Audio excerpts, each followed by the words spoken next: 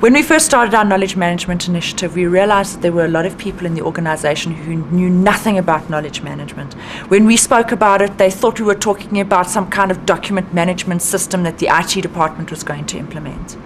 So what we did is we put together a conference to tell people about knowledge management. We had presentations from external experts in the knowledge management field on what they'd done in their organizations and how their organizations had benefited from knowledge management processes, roles, and techniques. This conference was very well attended by internal people from the organization, as well as some external people who also wanted to learn about the conference. We really had very good feedback from the conference. One of the external participants said that it was the best knowledge management conference they'd ever been to. This was a great accolade for us because for a lot of people in the team, it was the first time they'd ever put together a conference. So this was a huge pat on the back for them.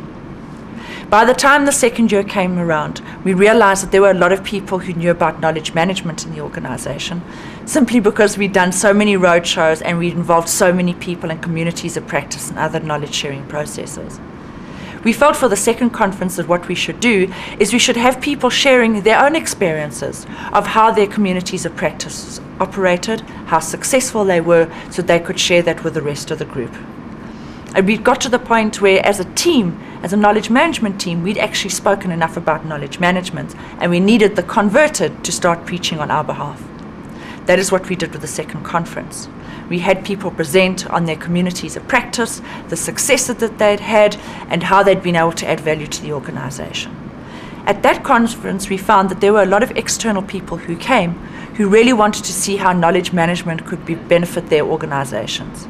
In a way, in the year, we had a reversal.